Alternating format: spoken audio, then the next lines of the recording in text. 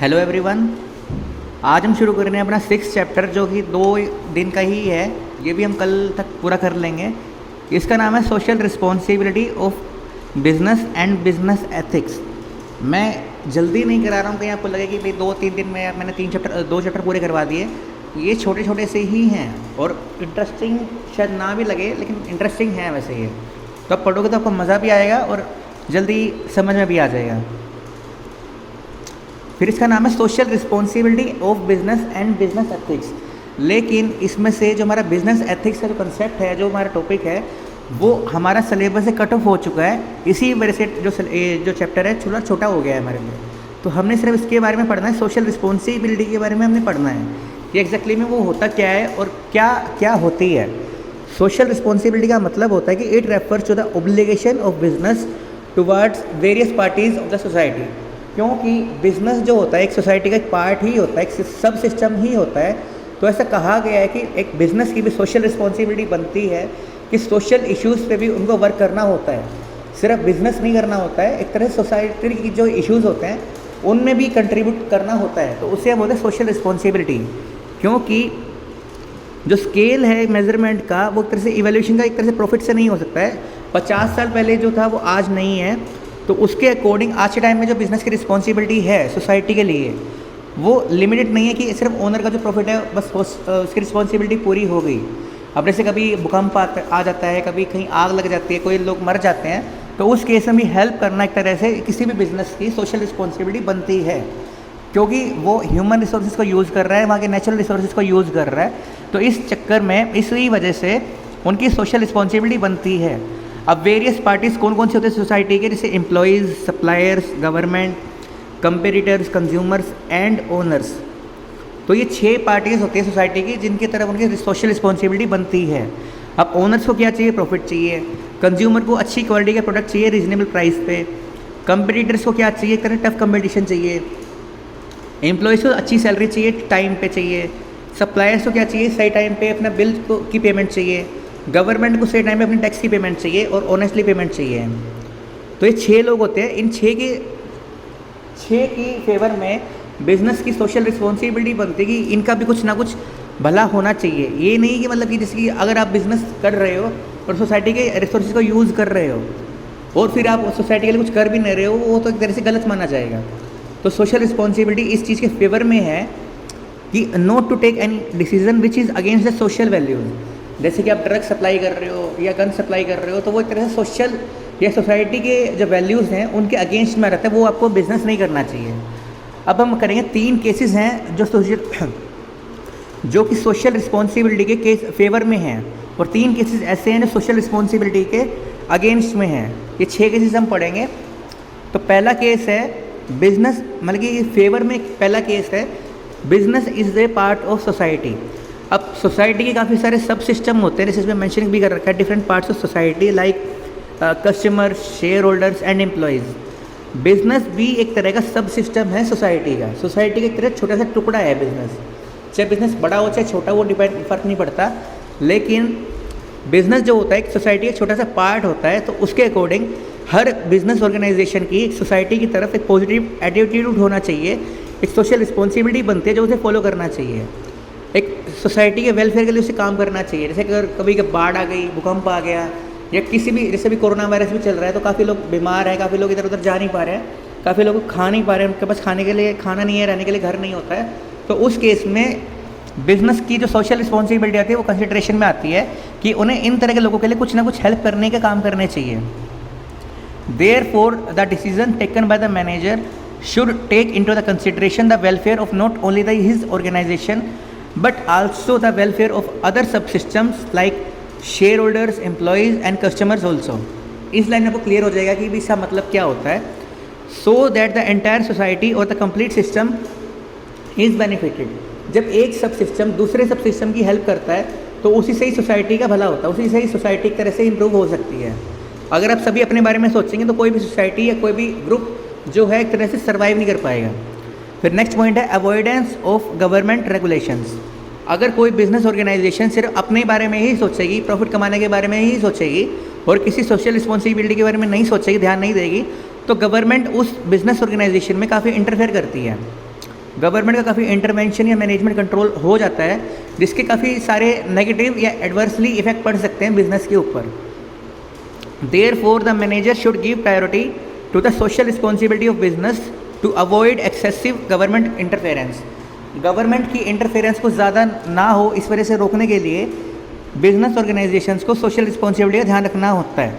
मतलब कि उसे एक तरह से प्रायोरिटी देनी होती है, ये नहीं कि मजबूरी में करना पड़ रहा है या फिर बाद में देख लेंगे, ऐसा नहीं होता है। प्रायोरिटी के साथ में से काम करना होता है इसमें। लास्ट पॉइंट है long term self interest of the business.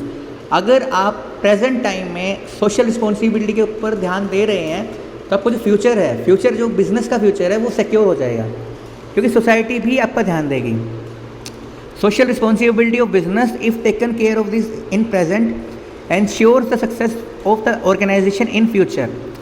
ये पॉसिबल है कि अगर आप शुरुआत में ऑर्गेनाइजेशन को थोड़ा फाइनेंशियल बर्डन पड़ेगा, थोड़ा खर्चा करना पड़ेगा बिजनेस को सोसाइटी के इश्यूज़ के लिए, लेकिन इसका रिजल्ट जो होगा वो बहुत पॉजिटिव रहेगा और सक्सेसफुल हो सकता है फ्यूचर में। अब हम 3 केसेस पढ़ेंगे इससे अगेंस्ट में, कि सोशल रिस्पॉन्सिबिलिटी के अगेंस्ट में भी कुछ 3 केसेस लिखे गए हैं, बताए गए हैं। तो पहला पॉइंट है कॉन्ट्रेरी टू द, इसमें मैं आपको एक पॉइंट और भी बताऊंगा, धीरू भाई अंबानी का एक पॉइंट बताऊंगा मैं आपको, जो मैंने खुद ने बहुत सालों पहले पढ़ा था। जैसे फर्स्ट पॉइंट है contrary to the objective of the business. अब आप सभी को पता है कि बिजनेस का प्राइमरी ऑब्जेक्टिव क्या होता है, प्रॉफिट अर्न करना। ये किसी भी बिजनेस का एक प्रॉफिट अर्न करना जो होता है प्राइमरी ऑब्जेक्टिव होता है। तो सोशल रिस्पॉन्सिबिलिटी से कहा गया है कि इस ऑब्जेक्टिव के एक तरह से अपोजिट में ऐसा हो जाता है कि भाई सोशल रिस्पॉन्सिबिलिटी का ध्यान रखना है आपको, क्योंकि बिजनेस चल रहा होता है वो सिर्फ उसी का एक ही मोटिव होता है, प्रॉफिट अर्न करना और सोसाइटी को अच्छी प्रोडक्ट प्रोवाइड करना। इसके अलावा जो सोशल रिस्पॉन्सिबिलिटी के जो प्रोजेक्ट्स होते हैं वो एक तरह से दूसरी डायरेक्शन में हो जाते हैं। अगर कोई भी बिजनेस ऑर्गेनाइजेशन को, क्योंकि जो रिकॉग्निशन मिलती है वो उसके प्रॉफिट मेकिंग रेशियो से ही मिलती है, प्रॉफिट मेकिंग एबिलिटी से ही मिलती है, वो सोसाइटी के लिए क्या कर रहा है उससे उसको कोई फ़र्क नहीं पड़ता है। मतलब कि just as an primary objective of players in the playground is to achieve victory. जैसे कि प्लेयर्स का ऑब्जेक्टिव होता है कि मैच जीतना, उनका ये ऑब्जेक्टिव नहीं होता कि भाई वो समाज में कितना डोनेशन दे रहे हैं, वो ऑब्जेक्टिव सेकेंडरी चीज़ होती है। प्राइमरी ऑब्जेक्टिव होता है कि मैच को जीतना। वैसे ही बिजनेस का ऑब्जेक्टिव होता है कि प्रॉफिट अर्न करना। On the other hand social and business circles a manager is given recognition for only because of his ability to earn maximum profit. मतलब प्रॉफिट कमाने के लिए ही उनको रिकॉग्निशन मिलती है या इन्वेस्टमेंट उनको मिलती है। फिर नेक्स्ट पॉइंट है इनएफिशिएंसी इन द सिस्टम। इसका मतलब क्या है, जब हम अपने जो प्राइमरी मोटिव है उसको छोड़ के सोशल इश्यूज़ के बारे में हम सोचेंगे तो हमारी जो बिज़नेस कैपेबिलिटी है, जो हमारी एफिशिएंसी है, वो हमारी धीरे धीरे कम होने लग जाएगी। मतलब कि जब हम अपने फ़ायदे के बारे में छोड़ के, अपने बारे में छोड़ के किसी दूसरे के बारे में सोचने लग जाएंगे तो जो हमारी पर्सनल कैपेबिलिटीज़ हैं वो हमारी कम होने लग जाएंगी, हमारी एफिशिएंसी कम होने लग जाएंगी। There is no power other than self interest. मतलब कि सेल्फ इंटरेस्ट से ज़्यादा किसी में भी कोई पावर नहीं होती है। Self motivation, self belief, self love, ये जो मैं आपको 3-4 चीज़ें बता रहा हूँ, इनसे ज़्यादा लाइफ में इम्पोर्टेंट आपके लिए कुछ भी नहीं हो सकता है। क्योंकि लाइफ में सभी कुछ, या बिजनेस में भी अगर बात करें, सभी कुछ टेम्परेरी होता है। कोई भी आपके लिए काम नहीं करेगा, कोई भी आपके लिए रुकेगा नहीं। आपको सबसे पहले अपना ध्यान रखना खुद आना चाहिए, अपने लिए खुद काम करना आना चाहिए। If owners of the business by ignoring self interest start thinking of social responsibility, the whole work system will turn inefficient. उनके जो एफिशिएंसी होगी वो कम हो जाएगी और उसी केस में प्रॉफिट जो हो रहे होंगे वो कम होने लग जाएंगे और हमारे इन्वेस्टर को हम अच्छा रिटर्न नहीं पे कर पाएंगे। फिर हमारा जो लास्ट केस है अगेंस्ट में वो है इफेक्ट ऑफ बिजनेस वैल्यूज़। इसमें से कहा गया है कि अगर बिजनेस ही सोशल रिस्पॉन्सिबिलिटी से ध्यान रखेंगे तो धीरे धीरे ऐसा होने लग जाएगा कि बिजनेस वैल्यूज़ जो हैं वो डोमिनेट करने लग जाएंगी। एक तरह से सोशल रिस्पॉन्सिबिलिटी जो है शुरू में सोसाइटी को काफ़ी इम्प्रेस हो जाएगी कि भाई बिज़नेस हमारे लिए इतना कुछ कर रहा है, लेकिन कुछ टाइम के बाद में जो बिज़नेस ऑर्गेनाइजेशन है उस चीज़ का फ़ायदा उठाने लग जाएंगे और अपना प्री डोमिनेंस बनाने लग जाएंगे। सोशल वैल्यूज़ को इग्नोर करके वो तरह बिज़नेस वैल्यूज़ सोसाइटी में तरह से इम्प्लीमेंट कर देंगे। इट इज़ अनडाउटेड, मतलब कि मैं तो शुरू से बता देता हूँ, business should not have any social responsibility, otherwise social values will come to be dominated by the business values. मतलब कि सोशल वैल्यूज जो हैं वो तरह बिजनेस वैल्यूज़ द्वारा डोमिनेट की जाएंगी, which in itself is painful dilemma. अभी आपको एक लाइन बताता हूँ कि इन सच कहाँ है वो, जैसे कि शुरू में तो वो अपने जो सोसाइटी वो उससे इम्प्रेस होएगी बिजनेस से कि भी वो हमारे लिए इतना कुछ कर रहे हैं, लेकिन बाद में business will come to occupy a position in predominance. In such a situation it can ignore society and make efforts to earn undue profits, की बेवजह प्रॉफिट कमाने की कोशिश करेगी। तो ये थे हमारे टॉपिक में 3 केसेस फेवर में, 3 केसेस अगेंस्ट में कि सोशल रिस्पॉन्सिबिलिटी होनी चाहिए कि नहीं होनी चाहिए। अब हमारा आता है लास्ट टॉपिक, 6 छोटे छोटे पॉइंट्स हैं, आपको एक एक लाइन के पॉइंट से जल्दी हो जाएंगे ये, क्योंकि सोशल रिस्पॉन्सिबिलिटी का पूरा एक टॉपिक ही है। सोशल रिस्पॉन्सिबिलिटीज बिजनेस की क्या बनती है वेरियस पार्टी के साथ में। अब जैसे मैंने आपको बताया कि 6 पार्टीज़ होती हैं, इन्वेस्टर्स, ओनर्स वगैरह जो होते हैं। अब हम 6 के 6 पार्टीज़ के लिए बिजनेस की जो सोशल रिस्पॉन्सिबिलिटी बनती है वो हम पढ़ेंगे। अब पहला है टूवर्ड्स ओनर्स और द इन्वेस्टर्स, जो कि हमारे बिजनेस में पैसा लगा रहे हैं, उसकी तरफ बिजनेस की क्या सोशल रिस्पॉन्सिबिलिटी बनती है। क्योंकि मैंने आपको एक कंसेप्ट बताया था, सेपरेट लीगल एंटिटी कंसेप्ट बताया था, जिसमें बिजनेस अलग होता है और बिजनेसमैन अलग होता है। तो इसमें इसी वजह से ओनर के लिए उसकी सोशल रिस्पॉन्सिबिलिटी क्या बनती है। पहला पॉइंट है कि to ensure safety of the capital, जो उसने पैसा इन्वेस्ट किया उसकी सेफ्टी उसको प्रोवाइड करना, कि उसका ऐसा ना हो कि रिस्क में हो उसका पैसा और या नुकसान हो जाए। To ensure timely payment of dividend and proper dividend, मतलब कि जो डिविडेंड पे किया जाएगा किसी भी शेयर होल्डर को, किसी भी इन्वेस्टर को, वो टाइमली पेमेंट की जाएगी और प्रॉपर पेमेंट की जाएगी। ये ना हो कि बहुत कम की जाए, ऐसा नहीं होना चाहिए। डिविडेंड का मतलब आपको पता है कि क्या होता है, जितनी भी उसकी कैपिटल है उसके बदले में जो भी उसे प्रॉफिट मिल रहा है, प्रॉफिट का शेयर मिल रहा है, उसे हम डिविडेंड बोलते हैं। But dividend can be defined as share in the profit earned by the business organisation. फिर है informing about the progress of the organisation by presenting correct in accounts, सही अकाउंट्स दिखा के उन्हें प्रोग्रेस दिखाई जाती है, प्रेजेंट एक तरह से सिचुएशन बताई जाती है कि ऑर्गेनाइजेशन इस टाइम कहाँ पे स्टैंड करती है। To ensure the proper utilisation of invested capital, जो भी कैपिटल उन बिजनेस ऑर्गेनाइजेशन में इन्वेस्ट की गई है उसका प्रॉपर यूटिलाइजेशन करना भी उसका एक तरह से सोशल रिस्पॉन्सिबिलिटी बनती है। To treat different types of share holders equally, जैसे कि शेयर होल्डर जो होते हैं काफ़ी तरह के होते हैं, जैसे इक्विटी शेयर होल्डर्स हैं, प्रेफरेंस शेयर होल्डर्स हैं। प्रेफरेंस में भी आगे 8 टाइप्स ऑफ शेयर होल्डर्स होते हैं, तो सभी शेयर होल्डर्स को इक्वली ट्रीट करना एक तरह से उनकी सोशल रिस्पॉन्सिबिलिटी बनती है। अब हमारी नेक्स्ट पार्टी आती है एम्प्लॉयज़। अब एम्प्लॉयज़, जब अब मैं एक पॉइंट आपको बताता हूँ, आपको जल्दी समझ में आ जाएगी चीज़ें। जो भी आप पॉइंट लिखना चाह रहे हैं, जो भी आप सोचना चाह रहे हैं, उसके पॉइंट ऑफ व्यू से सोचो, आपको जल्दी याद हो जाएगा। अब जैसे आपको यहाँ पे एम्प्लॉयज़ के बारे में सोचना है कि एम्प्लॉयज़ को क्या चाहिए होता है, तो आप एज एन एम्प्लॉय सोचो। अब एम्प्लॉयज़ को अच्छी सैलरी चाहिए, अच्छा वर्किंग इन्वायरमेंट चाहिए होता है, तो वो उसकी सोशल रिस्पॉन्सिबिलिटी बनेगी उसको प्रोवाइड करना। देन सभी की डिग्निटी को रिस्पेक्ट मिलनी चाहिए, सभी को रिस्पेक्ट चाहिए होती है, उनको प्रॉफिट में शेयर चाहिए होता है, सिक्योरिटी चाहिए होती है सर्विस की। कई ऐसा ना हो कि कल 2-3 दिन में उनको हटा दिया जाए, ऐसा नहीं होना चाहिए। मैनेजमेंट में पार्टिसिपेशन करने की अपॉर्चुनिटीज़ मिलनी चाहिए। इंसेंटिव गिविंग सिस्टम होना चाहिए। इंसेंटिव का मतलब होता है कुछ एक्स्ट्रा ऑर्डिनरी काम करने के लिए उन्हें कुछ बोनस मिलता है। Solving labour problems in the times, अगर लेबर को कोई प्रॉब्लम हो रही है, कोई कंप्लेंट है उसकी, तो उसे टाइम पे सोल्व करना भी उसकी रिस्पॉन्सिबिलिटी बनती है। Providing for their education and training, employees को एजुकेशन भी चाहिए होती है और ट्रेनिंग भी चाहिए होती है अपग्रेड करने के लिए खुद को, तो वो भी ऑर्गेनाइजेशन की रिस्पॉन्सिबिलिटी बनती है। प्रमोशन और डेवलपमेंट के लिए भी उनको अपॉर्चुनिटीज़ प्रोवाइड करना। ये 10 पॉइंट्स वो हैं जो अगर आप एज एन एम्प्लॉय सोचोगे तो आपको जल्दी याद हो जाएंगे। फिर नेक्स्ट है as an consumer, towards customers, consumers. अब कंज्यूमर को क्या चाहिए होता है, वो आप ऐसे कंज्यूमर सोचोगे तो आपको याद हो जाएंगे। जैसे कि पहला पॉइंट है to make available good quality products at cheap rates, अच्छी क्वालिटी के प्रोडक्ट्स प्रोवाइड करते हैं उनको कम रेट पे। To bring out reality in advertisement, जैसे कहीं आपने एडवर्टाइजमेंट देखी होगी कि ये क्रीम लगाने से गोरे हो जाओगे, तेल लगाने से बाल आ जाएंगे, ऐसी जो क्रीम मतलब कि ऐसे जो एडवर्टाइजमेंट होती है वो चीज़ें नहीं करनी चाहिए। एडवर्टाइजमेंट में रियलिटी शो होनी चाहिए। जैसे कि आपने कई एड्स ऐसी देखी होंगी जो बिल्कुल ऐसी होती है कि कोई यकीन भी नहीं कर सकता कि ऐसा क्या मतलब दिखा रखा है। कोई बंदा छत से कूद गया, मरा नहीं, क्यों?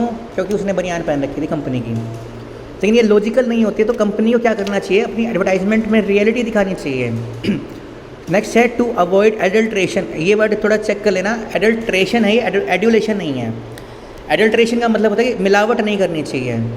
Then to provide after sale services, sales के बाद भी उसे आफ्टर सेल सर्विसेज देनी चाहिए कि कस्टमर केयर जो कस्टमर सपोर्ट सर्विसेज होती हैं वो उसे प्रोवाइड करनी चाहिए।